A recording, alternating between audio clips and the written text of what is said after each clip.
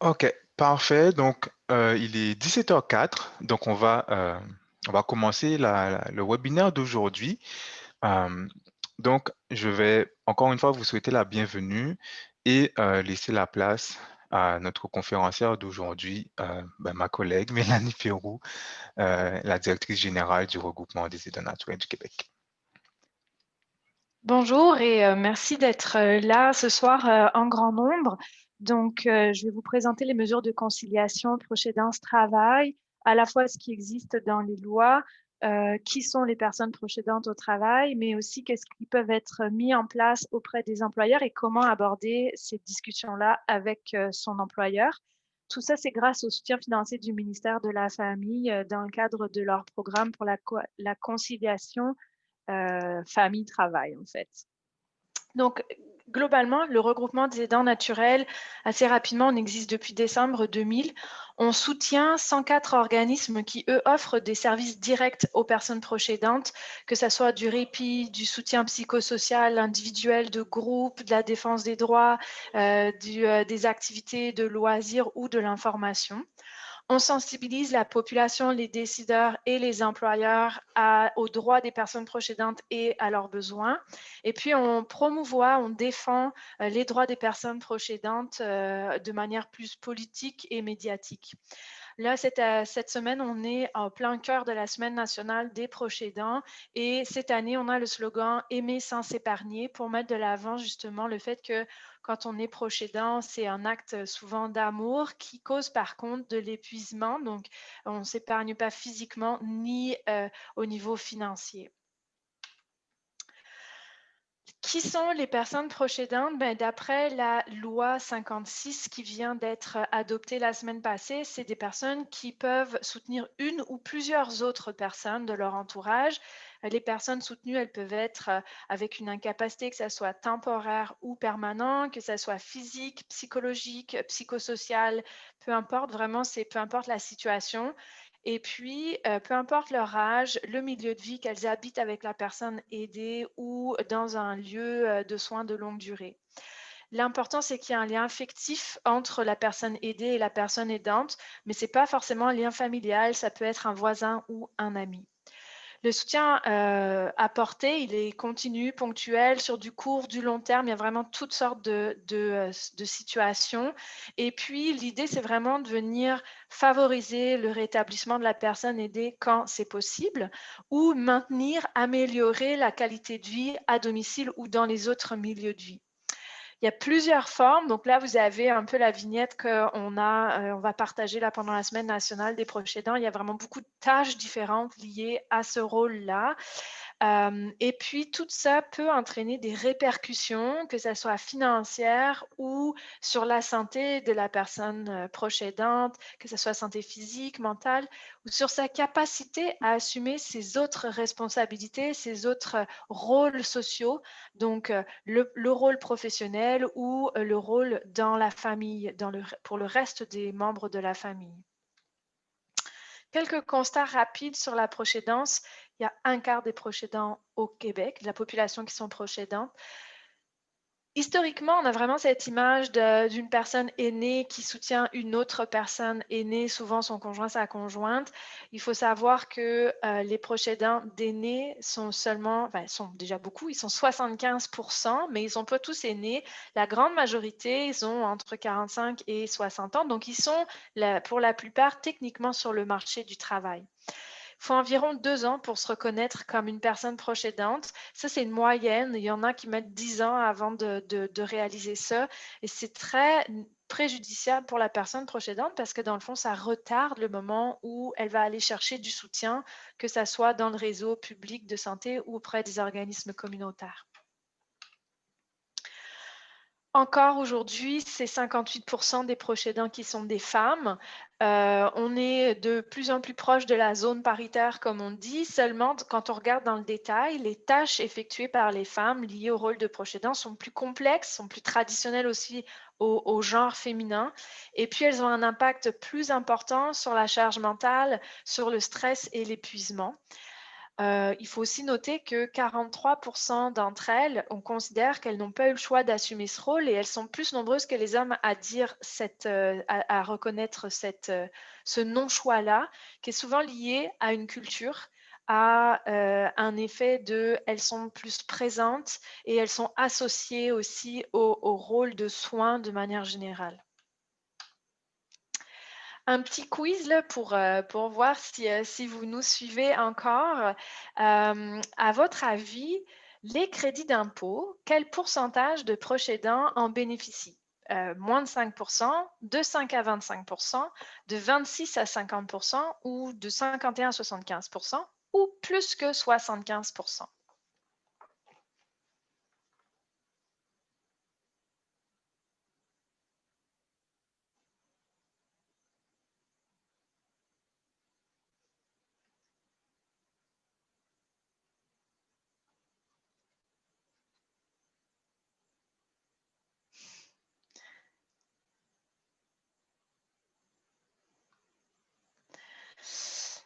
Alors, vous pensez à 55% d'entre vous dites que dans le fond, c'est 5 à 25% des proches aidants qui bénéficient des crédits d'impôt et l'autre 32%, un tiers, pense que c'est moins de 5%.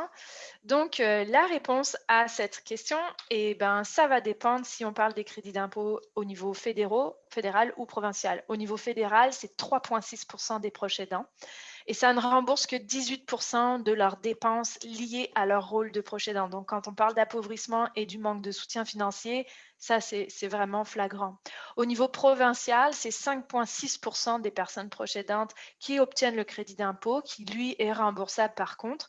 Mais sur un crédit d'impôt en 2017 qui était de 1 005 $, ben, ils en reçoivent un peu plus que 500 $. Donc, un peu plus que la moitié. C'est qu'on est loin là de pouvoir réellement soutenir les proches aidants au niveau financier.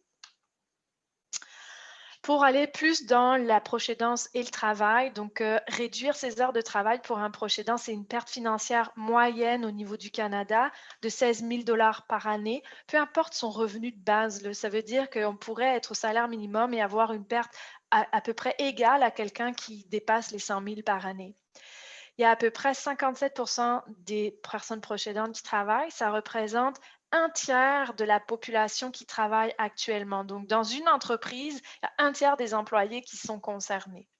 Et puis alors qu'ils permettent, dans le fond, au gouvernement d'économiser plusieurs milliards de dollars sur les soins de santé, les soins à domicile, et bien, de l'autre côté, ils sont 20% des personnes proches aidantes à vivre de l'insécurité financière régulièrement. Et la pandémie, malheureusement, n'a pas amélioré cette situation-là, au contraire.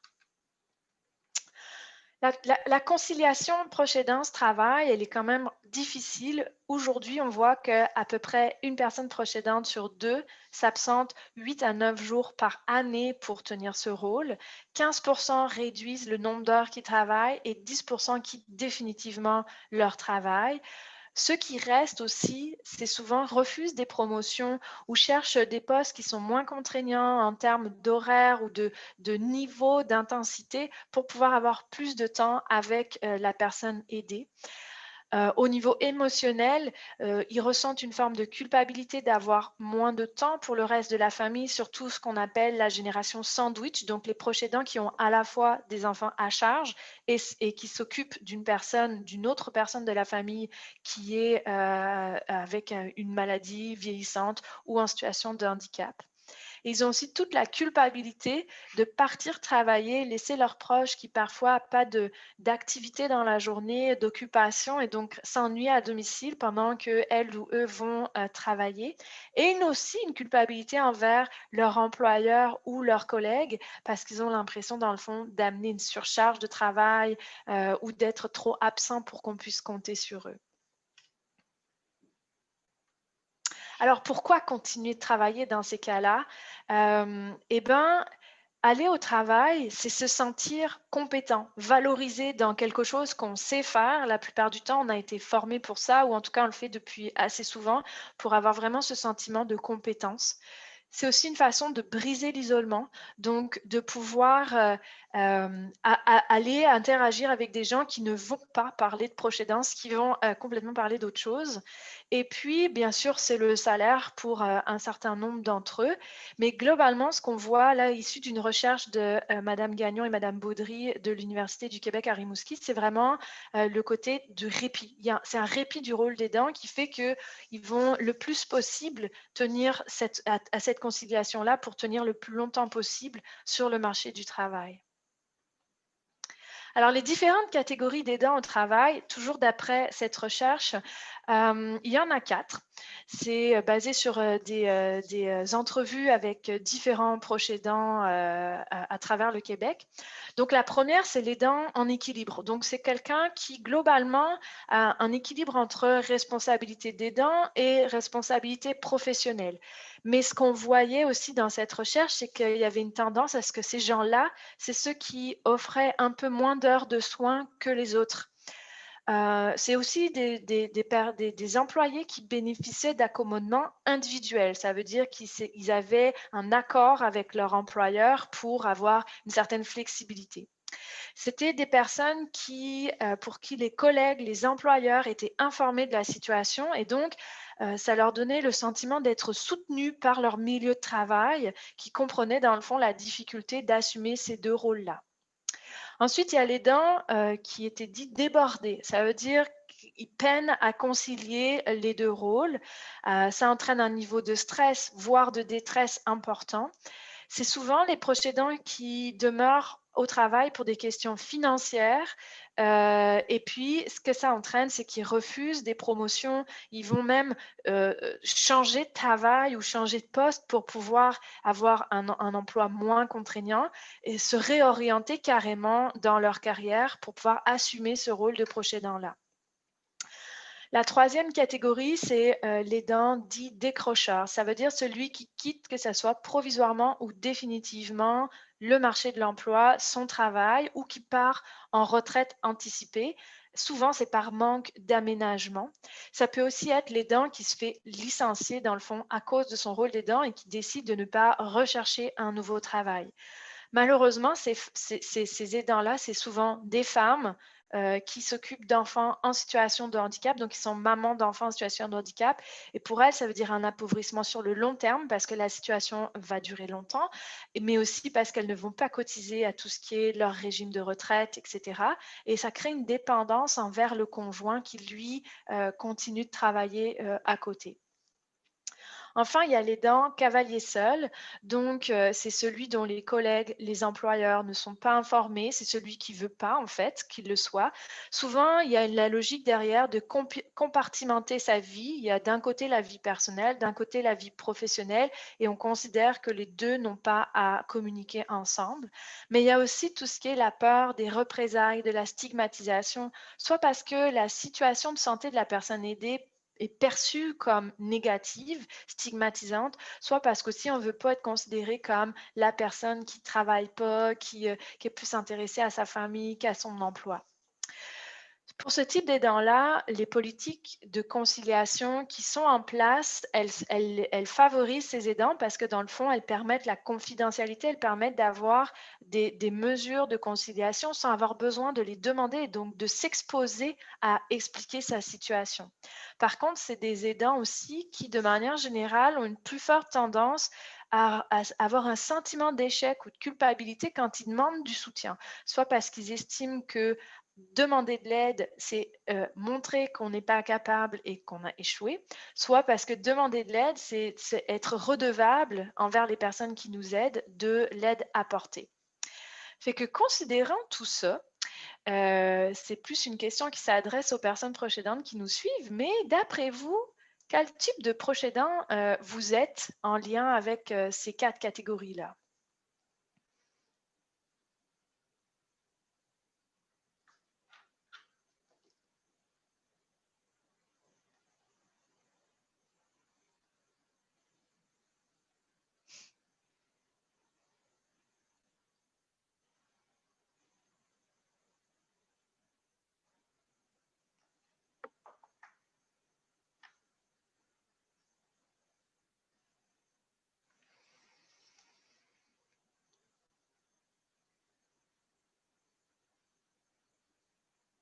Donc, on voit que ça se divise là entre être aidant en équilibre et l'aidant débordé. Quand même, c'est les deux grandes catégories qui ressortent. On a un petit peu d'aidant cavalier seul et un petit peu d'aidant décrocheur, mais c'est vraiment équilibre et débordé. Donc, un peu de soit l'un, soit l'autre là, qui ressort ce soir. Donc, donc, de quoi ont besoin les personnes proches aidantes en emploi? Donc, de temps, de flexibilité, de répit et de soutien. Qu'est-ce qui permet d'avoir ça? Il existe quelques mesures dans la loi des normes du travail. Il existe des prestations canadiennes pour le remplacement du revenu. Pour le répit et le soutien, il y a les services d'organismes communautaires et puis il y a les mesures volontaires des employeurs. Donc, on va aborder tout ça là, dans la suite de la présentation. Là, on rentre dans le cœur du sujet. Que permet la loi des normes du travail? Donc, cette loi-là, elle date de 2018. À l'intérieur de congés pour obligations familiales, comme c'est précisé, il y a un point spécifique pour les congés proches aidants. Et donc, il y a 2 jours qui sont rémunérés pour les obligations de proche aidance et 8 jours qui sont non rémunérés. Donc, il faut, en fait, c'est pas il faut, mais c'est possible que votre employeur vous demande une attestation de proche aidant signée par un professionnel de la santé pour justifier qu'il vous donne ces 2 jours rémunérés-là ou qui vous permettent les 8 jours d'absence dans le fonds non rémunéré. L'avantage de la loi, comment elle a été faite, c'est que l'attestation de proche aidant, elle peut être signée par n'importe quel professionnel qui est régi par un ordre professionnel.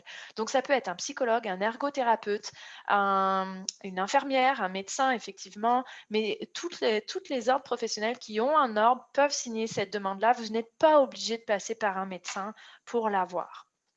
L'inconvénient, c'est que dépendamment de comment votre employeur interprète la loi, il a la possibilité de vous refuser de vous payer ces 2 jours rémunérés de congé si vous avez déjà pris 2 jours de congé maladie pour vous-même.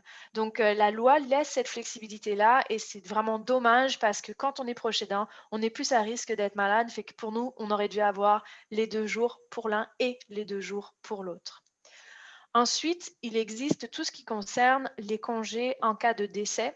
Donc, on a le droit à 5 jours d'absence, dont 2 rémunérés quand c'est un membre de la famille proche, donc vos parents, vos enfants, frères, sœurs ou conjoints, bien sûr. Il y a le droit à une journée sans salaire, donc c'est vraiment juste une journée d'absence.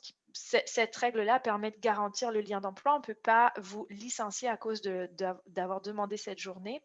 Pour le décès d'un membre de la famille éloignée, donc cousin, cousine, la famille de votre conjoint, conjointe, etc. Et pour le cas d'un enfant mineur, c'est 104 semaines sans salaire d'autorisation d'absence. Il y a aussi différentes autres autorisations d'absence qui sont dans la loi des normes du travail, mais j'en parlerai plus tard parce qu'elles sont souvent liées avec un arrimage au niveau fédéral pour pouvoir toucher la prestation de proche aidance. Il y a d'autres mesures qui sont dans la loi qui peuvent permettre à des personnes proches aidantes d'avoir un peu plus de flexibilité, mais c'est des mesures qui ne sont pas spécifiques aux personnes proches aidantes, mais qui valent quand même la peine de les connaître. Par exemple, vous avez le droit de refuser les heures supplémentaires qu'on vous demande si on ne vous a pas prévenu 5 jours à l'avance. Ça veut dire que on ne peut pas vous dire le lundi pour le mercredi, je veux que tu restes 3 heures de plus. Et on ne peut pas non plus vous obliger de démontrer que vous avez tout mis en place et qu'il n'y avait rien qui était possible pour être relayé dans votre rôle de proche aidant. Fait que ça, c'est votre droit, vous pouvez dire non. Il y a aussi la possibilité d'étaler ces heures sur 4 semaines. Alors, ça, c'est un peu technique, mais imaginez, vous êtes soit un frère et une sœur, vous vous occupez de votre maman qui a Alzheimer et vous avez décidé de faire des tours de rôle. C'est-à-dire que pendant 2 semaines, c'est madame qui va s'occuper de sa maman et les 2 semaines suivantes, c'est monsieur. Ou vous êtes des parents d'enfants en situation de handicap et pareil, vous vous êtes partagé ce rôle-là ou même en tant que parent, vous êtes séparés, donc il y a une garde alternée. Donc, ce que ça va permettre, c'est que, imaginez, vous travaillez 35 heures semaine normalement sur le papier.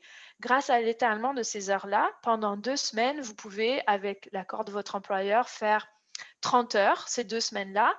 Et les 2 semaines suivantes, quand c'est l'autre personne qui va qui va prendre soin de la personne que vous aidez, eh ben, vous faites 40 heures pour compenser les 5 heures chaque semaine qui ont été perdues la semaine d'avant. Donc, vous faites 30 heures, 2 fois, 40 heures, 2 fois, 30 heures, 2 fois, 40 heures, 2 fois, jusqu'à un maximum de 6 mois. Et après ça, il faut renouveler l'entente avec votre employeur si c'est encore nécessaire.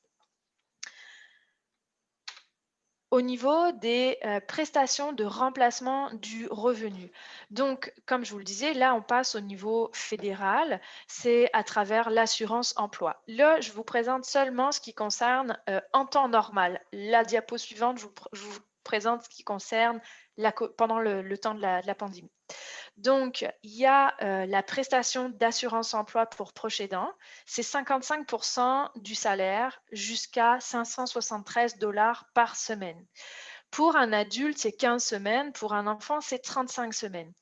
Il y a une particularité à cette prestation-là parce que dans le fond, elle n'est pas pour n'importe quel type d'aidé dans cette situation.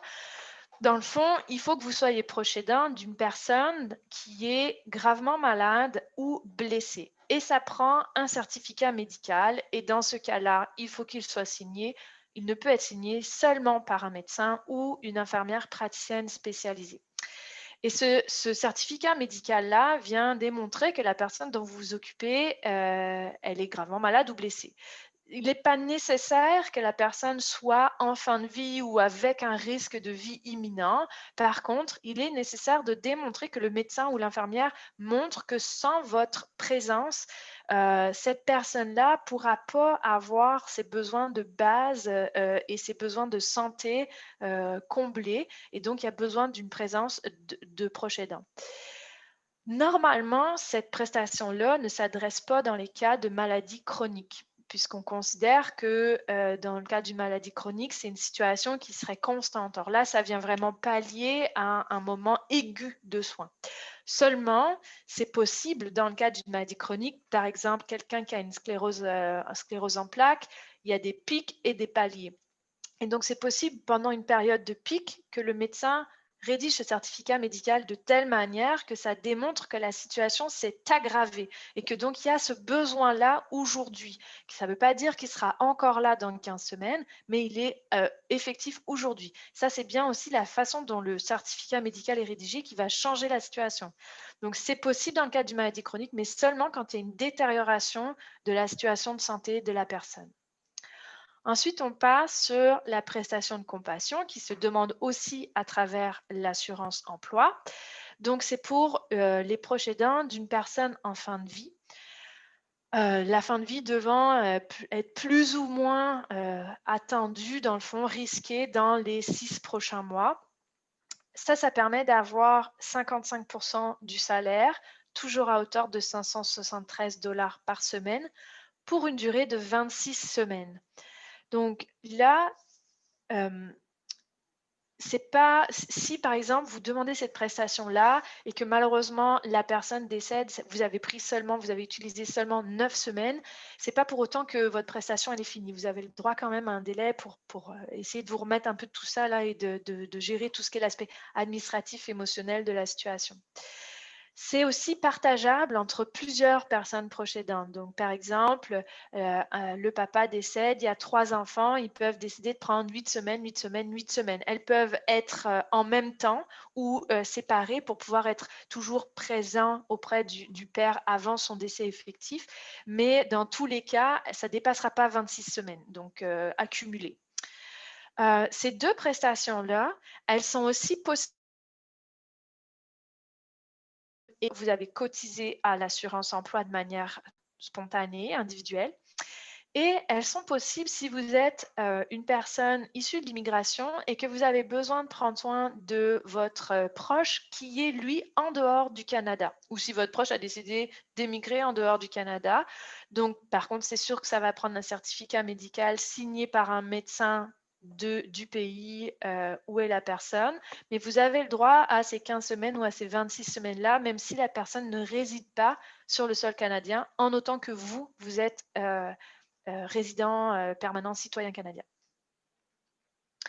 Et pendant la pandémie, eh ben, il y a une nouvelle mesure qui s'est mise en place, c'est la prestation canadienne de relance économique pour les proches aidants. C'est 500 $ par semaine, donc si on enlève les impôts, c'est 450. C'est pendant 26 semaines aussi. Euh, Cette prestation-là, c'est bien important de le dire, vous n'y avez le droit que si vous avez déjà épuisé vos prestations de proche aidant au niveau de l'assurance emploi. Par contre, elles peuvent s'additionner. Ça veut dire que si vous avez utilisé vos 15 semaines de prestations d'assurance emploi, vous pouvez encore demander 11 semaines pour à la prestation de relance économique pour les proches aidants. Elle s'applique dans 3 cas de figure.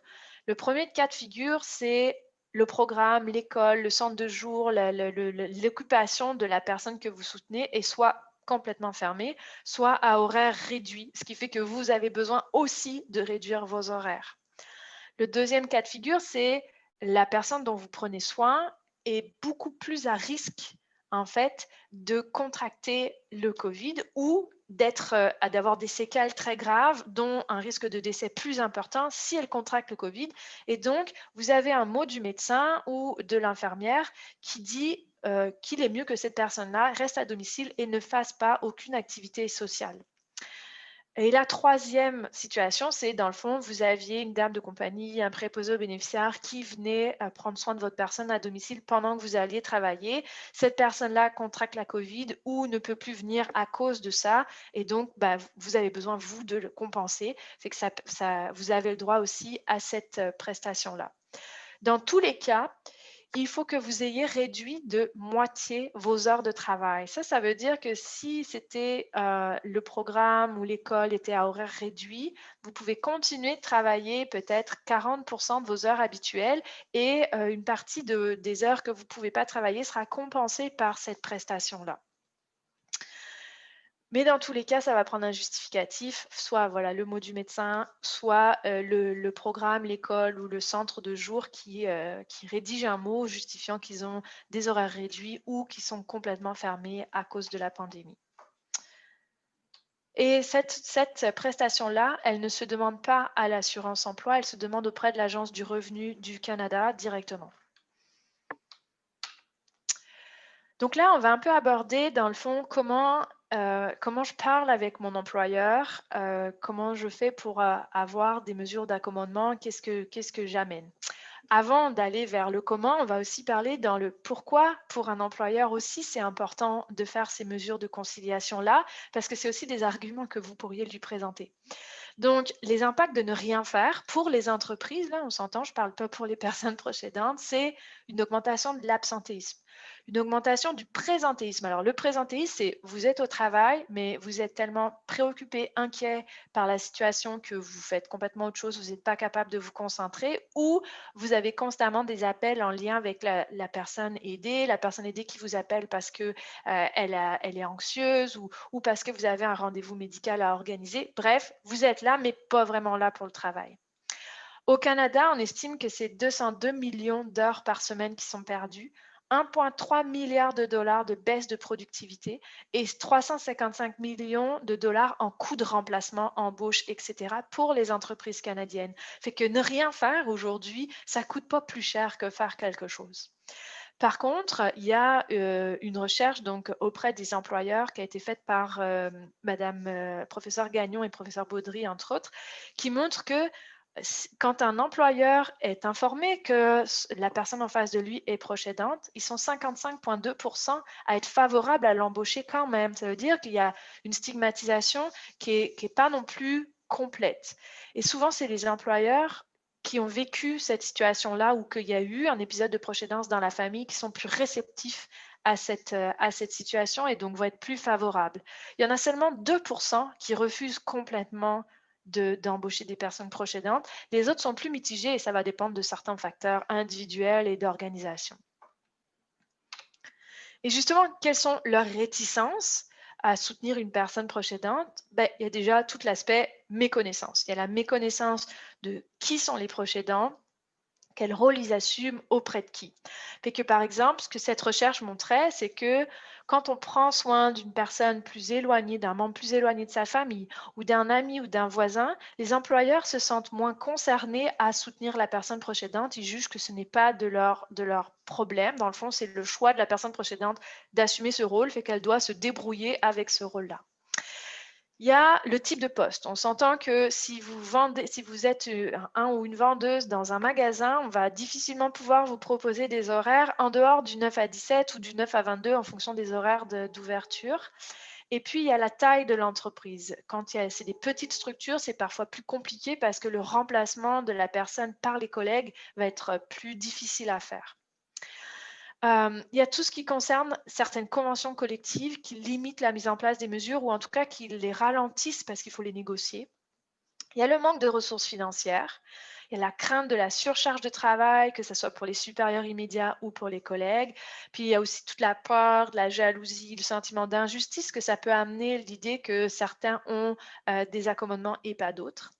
Et puis, dans les grandes organisations, ce que cette recherche met de l'avant, c'est que les employeurs ou les supérieurs qui sont non immédiats, souvent ne savent pas qui est proche aidant dans leur employé, mais ils ne savent même pas si ces proches aidants-là ont ou pas des mesures de conciliation de proche aidance-travail qui ont été négociées avec leur supérieur immédiat. Donc, il y a vraiment une méconnaissance du phénomène. Enfin, les employeurs pensent que s'ils mettaient en place des mesures de conciliation proche aidance-travail, ça aurait des impacts financiers sur leur entreprise et ça réduirait la productivité de leurs employés. Mais en fait, finalement, pour ceux qui ont mis en place des mesures, qui ont été interviewés dans cette recherche-là, on s'est rendu compte que c'était positif. Ça réduit les erreurs au travail parce que la personne est plus concentrée et moins fatiguée. Ça améliore la productivité de la personne et de ses collègues. Ça réduit les absences de courte longue durée et les coûts qui vont avec. Ça réduit le roulement chez les employés. Ça augmente la loyauté aussi. On se sent plus loyal envers son employeur quand on a l'impression d'être soutenu. Et globalement, ça améliore le climat de travail. Fait que concrètement, mettre en place des mesures de conciliation proche aidance travail, on diminue l'absentéisme, on augmente l'attraction, la rétention des employés, on favorise la motivation puis l'efficacité au travail. Fait que c'est très positif. Quelle solution proposer à son employeur? Bon, ça c'est ce que les employeurs, eux, ont mis en place parce qu'ils ont jugé ça intéressant pour la personne proche aidante et eux. Donc, il y a tout ce qui est l'horaire flexible sur mesure, la possibilité de prendre sa pause repas peut-être en décalé des autres pour pouvoir, pendant le temps de repas, appeler ou aller à un rendez-vous médical. Il y a le fait de pouvoir commencer plus tôt, finir plus tard, etc. Bref, toute cette flexibilité-là au niveau des horaires. Il y a le télétravail, que ça soit de manière ponctuelle ou plus permanente. Attention par contre, quand vous êtes une personne proche aidante, il ne faut pas penser que vous pourrez faire du télétravail si la personne que vous aidez habite avec vous et que vous êtes avec elle constamment. Vous serez sursollicité et vous ne serez pas capable d'assumer les deux rôles. Et votre employeur, en fait, risque de ne même pas vous le permettre. Il y a tout ce qui est la façon dont on prend les congés, dont on les demande, dont les organise. Donc, accepter plus de flexibilité, pas toujours prendre ses congés à l'été ou à Noël, avoir des congés à traitement différé, avoir des périodes de vacances flexibles, permettre le congé sans solde, etc. Ça, c'est les trois bouts qui, dans le fond, ne demandent pas vraiment d'engagement financier pour l'employeur. Après, il y a des choses qui sont peut-être plus en demande d'argent pour l'employeur, c'est permettre des consultations médicales en milieu de travail, puisque comme en tant que proche aidant, on est plus à risque d'être malade et qu'on a moins de temps pour consulter pour soi-même. Faire des avances monétaires ou avoir un fonds d'aide aux employés, que ce soit monétaire ou psychologique, pour faire face à l'insécurité ou à des moments où on doit plus débourser d'argent en lien avec la situation de santé. Ou réduire volontairement son temps de travail, faire une semaine de travail comprimée pour pouvoir avoir plus de temps auprès de la personne aidée. Dans tous les cas, il est toujours préférable de demander que ces mesures-là, elles ne soient pas individuelles, mais qu'elles s'inscrivent dans le cadre d'une politique de conciliation famille, proche aidance, travail. Pour avoir des balises claires, uniformes d'un employé à l'autre, pour réduire les conflits avec les collègues, Pour permettre cette confidentialité-là aussi, si vous êtes cavalier seul et que vous en avez besoin, pour éviter les demandes constantes et pour maintenir par contre une constance au cas où vous changez de poste, votre supérieur immédiat change et lui, il n'était pas informé des accommodements que vous aviez et donc il les remet en question. Là, c'est écrit noir sur blanc et donc c'est beaucoup plus pertinent sur le long terme. Quelle autre solution? Mettre à disposition les informations, la sensibilisation, parce que vous êtes un tiers des proches aidants à l'intérieur d'une entreprise, donc vous avez des collègues qui sont probablement concernés et vous ne le savez pas. Donc, nous, au RANC, on a des affiches, vous envoyez un extrait derrière, on a des dépliants, ils sont numériques, ils sont papier, vous pouvez les envoyer. Ça, c'est spécifique à la conciliation de proches aidants ce travail. Sur notre site Internet, il y a la liste des organismes qui sont membres chez nous qui offrent du soutien par région et il y a la ligne Info Aidant qui est possible de contacter pour pouvoir justement savoir quel type de soutien on peut avoir droit en tant que personne proche aidante et comment faire les démarches pour y avoir droit. Alors, comment aborder la question avec son employeur? C'est un moment qu'il faut préparer. On ne peut pas juste aller comme ça un jour en 5 minutes. Donc, il y a 5 étapes. La première, c'est lister dans le fond vos besoins et en choisir 3 qui vous paraissent les plus importants.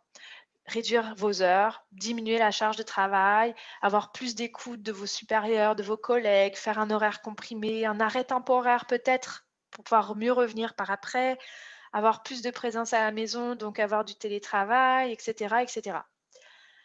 La deuxième, c'est renseignez-vous sur qu'est-ce qui est disponible dans votre entreprise parce que souvent, on n'est pas toujours informé de qu'est-ce qui existe. Donc, les politiques de conciliation famille-travail, est-ce qu'elles pourraient s'appliquer à votre cas-là?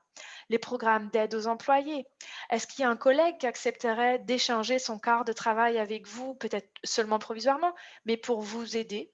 Qu'est-ce qu'il y a dans les conventions collectives? Est-ce qu'il y a un endroit privé pour que vous pourriez passer des appels dans le cadre pendant votre temps de travail que vous pourriez demander à utiliser? Ensuite, c'est préparer votre échange. Donc, il va falloir que vous soyez clair sur votre lien avec la personne aidée. La durée, la fréquence du soutien. Ça ne veut pas dire expliquer la situation de santé, mais dire, moi, je dois une journée par semaine m'absenter pour l'accompagner à son rendez-vous médical ou je dois être présent pour tout ce qui est la cuisine à tel moment, etc., etc. Les services que vous recevez, soit par le réseau de la santé, par les organismes communautaires ou par le reste de votre entourage, par le reste de la famille, de vos amis. Comment eux, ils vous aident dans ce rôle-là? Comment eux, est-ce qu'ils prennent en charge des tâches auprès de la personne aidée? Et inversement, les services dont vous auriez besoin et que vous n'avez pas et donc que c'est vous qui compensez.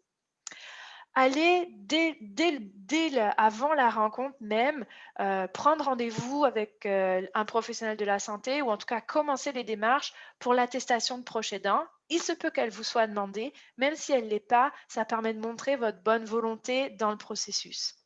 Et puis, attention aux détails confidentiels.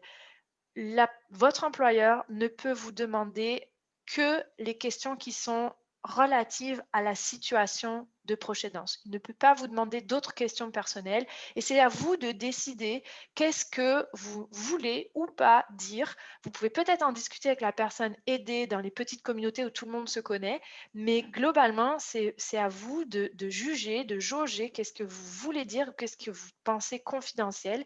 Votre employeur n'a pas à vous pousser à obtenir de l'information là-dessus. La quatrième étape, c'est de déterminer le meilleur moment. Donc déjà, il faut demander une rencontre à l'avance pour que l'employeur puisse avoir un temps suffisant. Pensez que la rencontre pourra être longue, ça peut prendre parfois 1 heure, parce que d'une part, vous expliquez votre situation, mais après, vous négociez aussi ce que vous allez recevoir et donner en contrepartie. Précisez le sujet de votre rencontre pour que l'employeur puisse aussi se préparer à aller regarder qu'est-ce qui existe dans son entreprise ou qu'est-ce qui existe ailleurs. Favoriser une période de travail qui est moins intense, par exemple, moi, je n'irai pas demander à mon employeur des mesures de conciliation proche aidance-travail. Dans le cadre de la Semaine nationale des proches aidants, je sais que tout le monde est surbooké, ça ne marchera juste pas. Et en même temps, n'attendez pas d'avoir des besoins importants. À partir du moment où vous avez un diagnostic, où vous voyez que la situation évolue négativement, tout de suite, demandez, discutez, informez pour pouvoir par après que ça soit plus facile. Vous avez toute une étape de fait, donc c'est plus facile ensuite d'aller demander des accommodements. Enfin, au moment de l'entretien, donc, soyez transparent. Même si c'est des points que pour des questions de confidentialité, vous ne voulez pas aborder, soyez transparent, dites-le. Je préfère ne pas aborder ce sujet, je trouve qu'il est très personnel. C'est mieux de dire ça que de sentir le blocage, de refuser de répondre et que la personne en face pense que dans le fond, vous êtes de mauvaise foi ou de mauvaise volonté. Proposer des solutions, des contreparties peut-être, parler des ressources à votre disposition, de ce que vous avez déjà fait pour faire en sorte d'avoir cet équilibre-là. Accepter des compromis, c'est pas parce que vous avez une solution géniale pour vous qu'elle va être géniale pour l'entreprise. Évaluer l'impact financier. Quand vous, vous savez ce que vous demandez, évaluez votre impact financier, mais aussi en fonction de ce que l'employeur vous propose. Prenez le temps peut-être de lui dire, je veux voir quel impact financier ça va avoir sur moi et je vous reviens par après. C'est mieux de faire en plusieurs étapes que de dire oui et à la fin de l'année se rendre compte qu'on n'est plus capable de vivre, qu'il y a une trop grande insécurité financière. Soyez clair entre l'employeur et l'employé que ces accommodements, ils pourront être réévalués dans les deux sens. Soit parce que vous, votre situation évolue, vous avez besoin de plus d'accommodements, soit parce que ponctuellement, il y a un rush au travail et vous accepteriez éventuellement de donner un peu plus au niveau des horaires, mais de les récupérer pour la prochaine plus tard. Et puis, déterminer un plan de communication auprès des collègues. Ça veut dire, qu'est-ce qui va être donné comme information? Est-ce que vous êtes à l'aise à ce que la situation de santé soit nommée? Est-ce que vous êtes à l'aise même à ce que votre situation de proche aidant soit nommée? Qui va informer les collègues des accommodements que vous aurez le droit si par exemple vous décidez de commencer, enfin, la décision, c'est que vous pouvez commencer à 10 heures tous les matins au lieu de 9 heures. Donc, qui va informer ça? Est-ce que c'est vous? Est-ce que c'est votre employeur? Il n'y a pas de règle, ça va vraiment dépendre de l'entreprise, de comment ça se passe, du climat qu'il y a, mais c'est important pour que vous soyez à l'aise avec cette situation-là. Cette diapo-là que je viens de vous présenter, les 5 étapes et cette grille, c'est issu du guide sur la proche-aidance et l'emploi dédié au personnel d'intervention en employabilité. Donc, c'est un gros guide. Je vous ai sorti juste ces 2 pages qui, pour moi, est plus pertinente dans ce cas-là. Et c'est le Centre d'intégration au marché de l'emploi qui a élaboré ce guide. Vous voyez le lien là en bas. Donc, c'est une guide pour vous préparer, dans le fond, à l'entretien. Il y a tout ce qui est la colonne des tâches de proche aidance que vous faites actuellement ou que vous aurez à faire si ça vient d'arriver. Donc, par exemple, l'accompagner lors de rendez-vous avec les spécialistes. Ensuite, il y a la colonne argumentaire. Moi, ce que je m'engage à faire, c'est le plus possible les mettre en début de journée, en fin de journée et vous prévenir 48 heures à l'avance ou en X temps à l'avance pour les rendez-vous non urgents. Et puis l'accommodement, dans le fond, pour pouvoir faire cette tâche-là de proche aidant, j'aurais besoin de pouvoir fractionner en heures mes journées de congé proche aidant, fractionner en heures mes journées de maladie, etc., etc. Fait que ça vous permet d'être bien préparé. Ce que vous pouvez aussi ajouter, qui pourrait vous aider dans l'entretien, c'est d'amener quelles compétences de proche aidant vous avez acquises qui peuvent être transférables au travail. Donc, d'apporter le fait que ces 2 rôles-là, ils ne rentrent pas toujours en opposition, ils peuvent même vous aider à être des meilleurs employés. Par exemple, je ne sais pas, vous avez été obligé d'organiser toutes les rendez-vous, etc., etc. Depuis, vous utilisez un nouvel outil agenda super pratique et tout, et vous vous dites, ben, je pourrais l'utiliser au travail, même il est partageable avec les collègues. Hop, voilà, comment amener aussi l'aspect positif de la proche-aidance.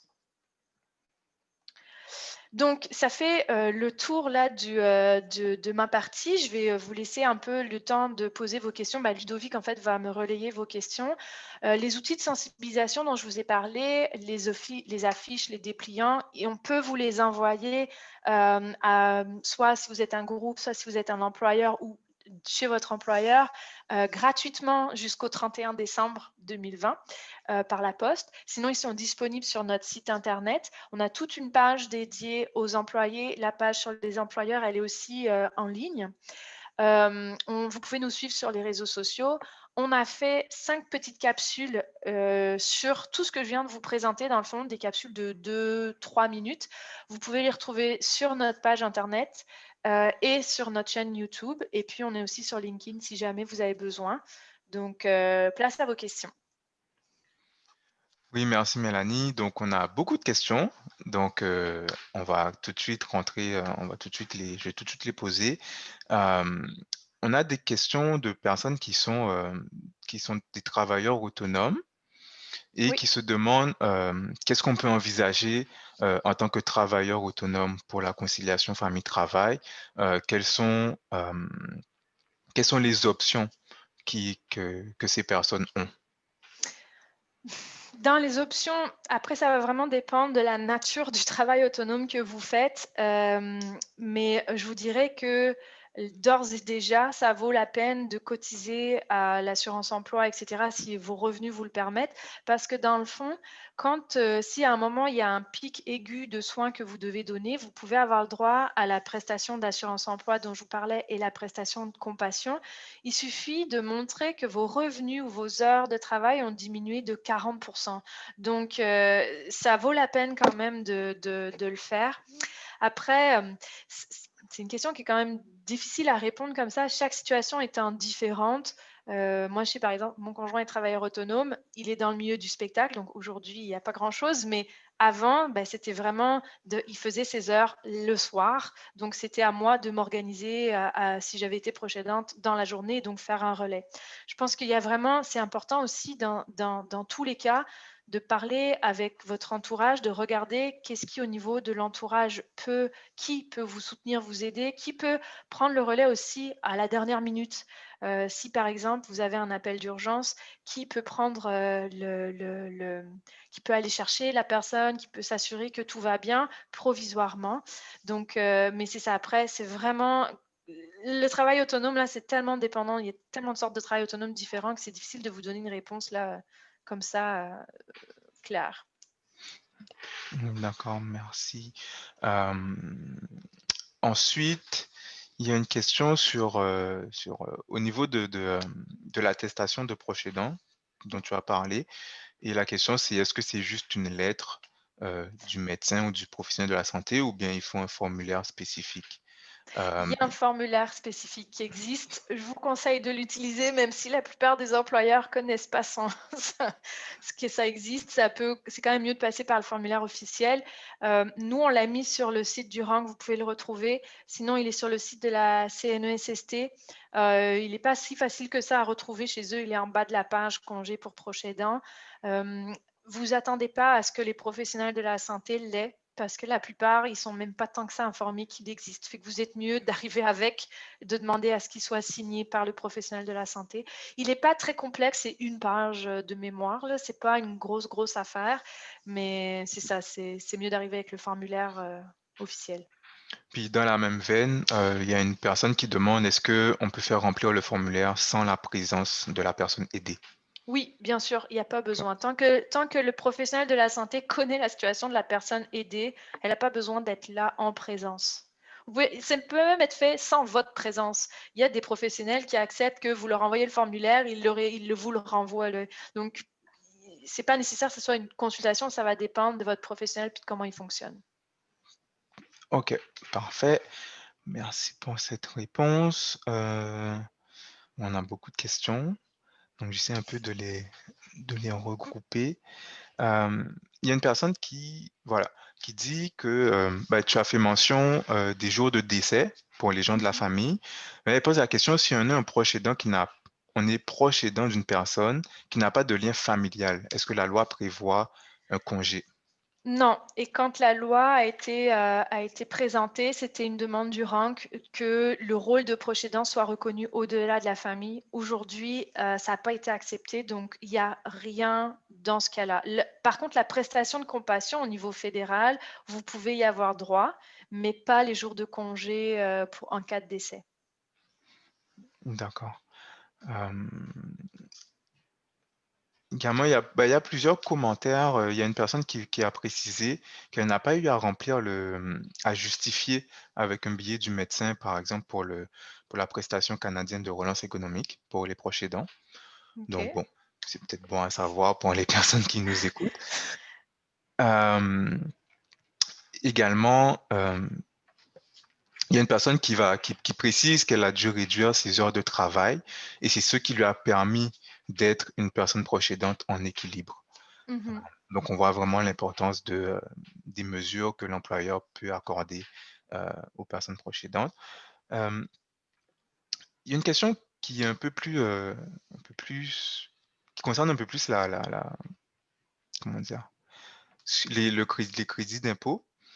Et en gros, la question, je te la nomme tout de suite, c'est est-ce qu'il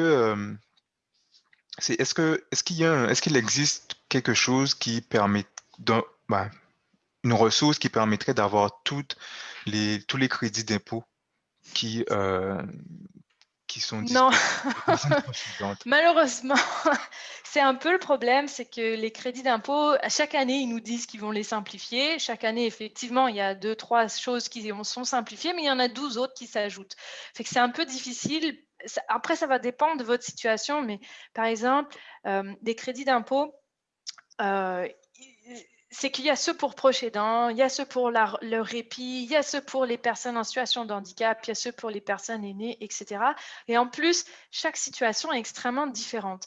Fait que, par exemple, moi, je sais que la plupart des organismes membres du regroupement des aidants naturels du Québec offrent des soirées, des journées d'information sur les crédits d'impôt. C'est souvent des gens de Revenu Québec ou de Revenu Canada qui viennent. Je vous suggère d'y aller ou d'appeler directement le Revenu Canada ou Revenu Québec. L'autre chose aussi, c'est les comptables. La plupart font une super belle job. Hein. Je veux pas, je veux pas m'attirer les foudres, mais il y en a beaucoup aussi qui ne connaissent pas les détails de ces crédits d'impôt-là, fait que c'est pas parce qu'ils ne vous les proposent pas que vous n'y avez pas le droit. Et il faut bien s'assurer de ça, c'est qu'il y en a plusieurs qui ne savent pas que dans le fond, votre situation-là se qualifie comme proche aidant. C'est une question à la fois de méconnaissance un peu des critères des crédits d'impôt, mais aussi de ce que c'est que la proche aidance. Et donc, ça vaut la peine de vous renseigner par vous-même ou en tout cas de vous assurer que votre comptable s'est réellement renseigné sur ces crédits d'impôt-là. Et on a une question d'une personne qui demande, est-ce qu'il faut être reconnu comme proche aidant pour bénéficier du crédit d'impôt? Mais c'est plus en termes de reconnaissance, qu'est-ce qu'il faut faire pour être officiellement reconnu comme personne Alors, proche aidante? Là, on parle un peu aujourd'hui, du statut. voilà, il n'y a pas de statut légal officiel, il n'y a pas de registre des personnes proches aidantes. Pour le crédit d'impôt, il va y avoir, au niveau provincial, il y a un formulaire à faire remplir et à joindre avec votre demande. Au niveau fédéral, il y a aussi un formulaire, mais il n'est pas obligatoire de le joindre. Vous pouvez le garder parce qu'on va vous le demander dans les 5 prochaines années si on fait une enquête là, sur sur vos avis de cotisation. Mais il n'y a rien d'officiel. Et ça, c'est un problème parce que même l'attestation de proches aidants dans le cadre du travail, elle pourrait ne pas vous être utile dans un autre cadre. Fait qu'aujourd'hui, c'est une multiplication malheureusement des démarches administratives. Je vois une question de quelqu'un sur le côté par rapport à la PCRE. Il y a la prestation de relance économique pour les proches aidants. Euh, il, que vous soyez étudiant ou pas, si vous avez travaillé et que vous réduisez vos heures de 50%, ça marche en considérant le fait qu'il faut que vous ayez gagné 5 000 $ minimum l'année d'avant, en 2019 dans le fond. Donc, c'est un critère de plus là à tenir compte. Et Oui, effectivement. il y a quelqu'un qui disait en CPE, c'est difficile de quitter. Est-ce qu'ils peuvent refuser si c'est important? Est-ce qu'ils peuvent refuser un appel téléphonique? Aujourd'hui, la loi, elle n'est pas très claire là-dessus. Parce que ça va dépendre, en fait, si la personne que vous aidez, c'est par exemple votre enfant, vous allez ou votre conjoint, vous devriez pouvoir le faire. La charte des droits des personnes devrait vous le permettre. C'est-à-dire que si jamais on vous le reproche, vous pourriez aller en procès en disant que non, c'était votre droit. Mais c'est interprété de manière différente par les juges, etc. Fait que c'est très difficile de répondre à cette question-là. C'est une demande au rank parce qu'au niveau canadien, la Charte des droits et des libertés garantit que la situation de famille et de famille on peut pas être discriminé à cause de sa situation de famille et ça inclurait la proche-aidance. Au niveau québécois, ce n'est pas dans la charte, c'est une demande qu'on a, mais aujourd'hui, ça ne l'est pas, fait que vous pourriez être discriminé à cause de ça et il n'y a pas de droit qui vous protège là-dessus actuellement, de droit dur, là, c'est juste de la jurisprudence. D'accord. Il y a une participante qui précise qu'il y a un remboursement à l'ISA qui analyse les 10 dernières années fiscales pour s'assurer que les familles dont une personne qui a un problème de santé a été chercher tous ses crédits dont elle avait droit. Donc, c'est une ressource intéressante à noter. Euh, c'est remboursement à l'ISA. Il y a une personne qui demande, est-ce que le RANC peut accompagner un employeur à définir sa politique de conciliation famille, proche aidance? Alors, on est en train de mettre sur notre site internet un guide pour les employeurs qui est pour le moment plus un petit fascicule de 3-4 pages. Et dans notre site internet, toujours, on va avoir différentes informations. On est en train de voir pour des capsules vidéo, etc., etc. Aujourd'hui, on n'a pas un programme qui permet ça, mais croisez-vous les doigts, on l'a demandé. Donc, on devrait avoir la nouvelle en avril 2021 parce qu'effectivement, on pense que c'est important et que c'est pas toujours de la mauvaise volonté, c'est souvent de la méconnaissance de qui sont les personnes proches aidantes, des impacts et de quoi faire. Donc, on aimerait ça pouvoir les outiller là-dedans. Il y a Je vois une une autre question. Ouais, question. Oui, vas-y. effectivement, est-ce qu'il faut remplir le formulaire pour les 2 jours qu'un employeur doit nous rémunérer? Là, je C'est pas pense une que la personne parle obligation. Ouais, des 2 jours de congé. c'est pas une obligation, mais votre employeur peut vous le demander. Mais si vous le demande pas, vous n'êtes pas obligé. Mais il a le droit de le faire. D'accord. Euh, en passant, j'ai mis le lien vers notre page sur notre site internet pour les employés, pour connaître un peu les mesures qu'ils peuvent avoir droit. Euh, on a également une personne qui demande plus précisément par rapport à la loi 56. Donc, c'est pas tant le sujet d'aujourd'hui, mais peut-être que tu voudrais en dire 2 mots sur qu'est-ce que ça amène concrètement dans la vie des personnes proches aidantes. Le projet de loi 56, aujourd'hui, je dirais, c'est un projet de loi cadre là, fait que si vous le lisez un peu, vous allez dire ah c'est beaucoup de blabla, mais concrètement bof. En fait, ce que ce projet de loi fait, c'est qu'il va obliger les futurs gouvernements, peu importe leur couleur, à avoir une politique pour les proches aidants, une politique de soutien avec un plan d'action. Et en plus de ça, il vient déterminer les orientations, les grands principes que devrait avoir une telle politique. Fait que c'est pour ça que nous, on regardait ça avec beaucoup d'attention parce qu'on ne voulait pas en échapper des grands principes. Et un de ceux que justement on a milité pour avoir puis qu'on a obtenu, c'est tout ce qui concerne la précarité financière. Donc là, aujourd'hui, ce projet de loi, il a été adopté. Le gouvernement a 6 mois pour présenter la politique et après la présentation de la politique, il a 6 mois pour le plan d'action. Fait qu'on s'entend que dans la prochaine année, vous n'allez pas voir quelque chose émerger comme ça va malheureusement prendre du temps. L'avantage de ce projet de loi-là, c'est qu'il regroupe toutes les personnes proches aidantes, peu importe aînés, enfants, etc., qu'il vient donc agir sur la précarité financière, il vient reconnaître le proche aidant comme l'équivalent d'un usager du système de santé. Ça veut dire qu'aujourd'hui, enfin, grâce à ce projet de loi, il va y avoir une évaluation de vos besoins basée sur vous, pas basée sur la personne a Alzheimer, bim, je t'offre 14 heures. La personne a une déficience intellectuelle, bim, je t'offre 3 heures. Non, ça va vraiment être vos besoins à vous, votre situation à vous. Donc, un plan d'accompagnement du proche aidant. Ça veut aussi mettre en place les services. Comment, pourquoi, ça va être dans la politique nationale. Ça vient aussi créer l'observatoire de la proche aidance, donc aller chercher plus faire de la recherche sur ce serait quoi? Par exemple, là, aujourd'hui, je vois une personne qui disait tout à l'heure: «Moi, là, j'ai dû arrêter mon travail à cause de la proche aidance, puis, aujourd'hui, j'ai zéro, pas une scène. La PCRE, ça s'adresse pas à moi, rien ne s'adresse à moi. Qu'est-ce que je fais?» Et ben, nous, on demande à ce qu'il y ait pour ces personnes-là, une genre d'allocation pour les personnes proches aidantes, mais quel montant il faut donner?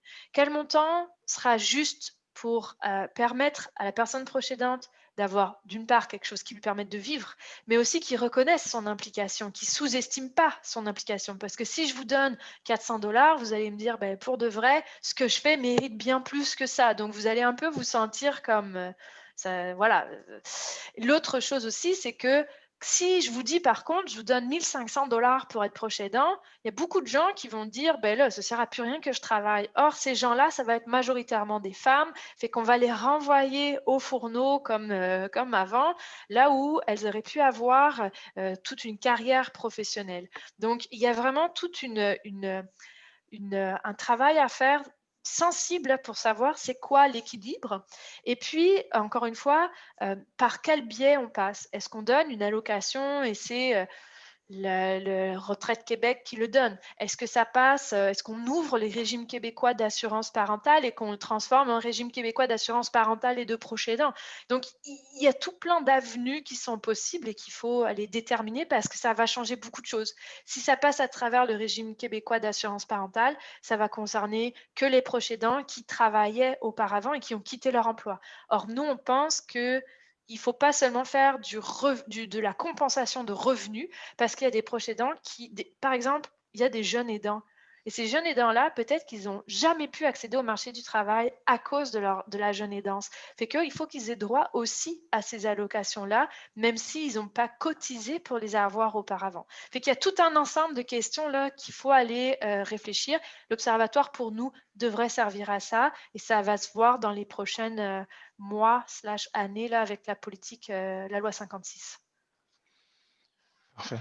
Je pense qu'on a fait le tour des questions, si j'en ai pas loupé, mais de façon générale, ben, il y a quelqu'un une personne, une travailleuse autonome qui te dit merci parce que la réponse était très claire et donc elle saura qu'elle doit s'ajuster en ce qui a trait à la sécurité de la cotisation à l'assurance Mmh. emploi.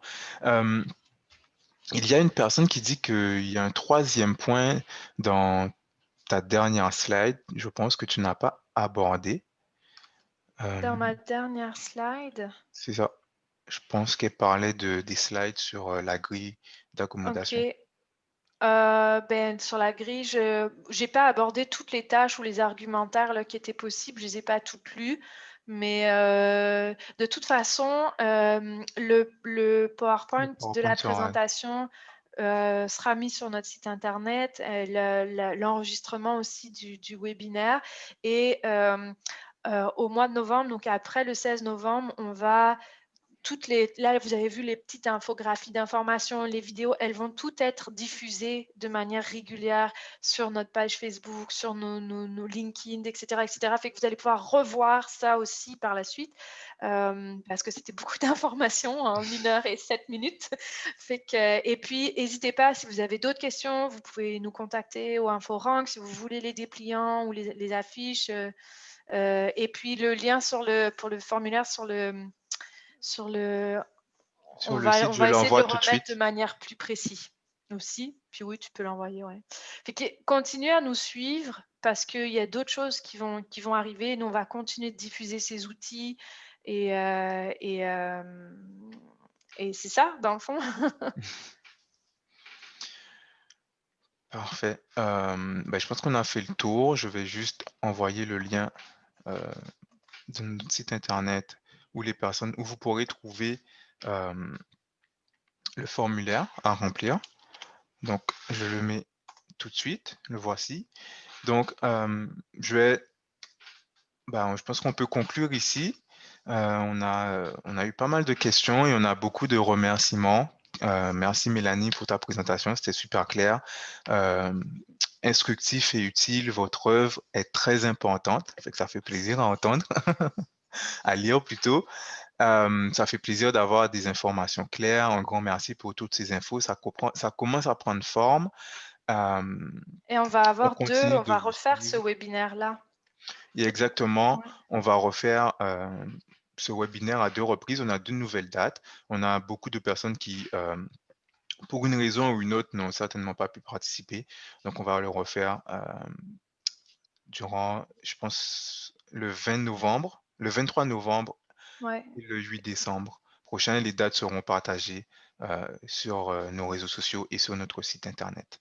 Donc, ben, il me reste à te remercier, Mélanie, à remercier les participants et les participantes de leur présence. On est content que le webinaire ait répondu à un besoin. On va continuer à adresser ce besoin à travers la campagne qui va sortir à partir du 16 novembre prochain. Donc, je vous souhaite une bonne soirée à tous. Euh, il y a une personne qui précise dans le chat, je vais juste partager l'information, que demain, il y a un webinaire sur les proches aidants de des communautés LGBTQ+. Donc, ben, peut-être que cette participante pourrait nous envoyer l'information à info@commercial-ranq.qc.ca et comme ça, on pourra diffuser l'information demain dans la journée. Donc, je vous dis merci et je vous souhaite une bonne soirée à toutes et à tous.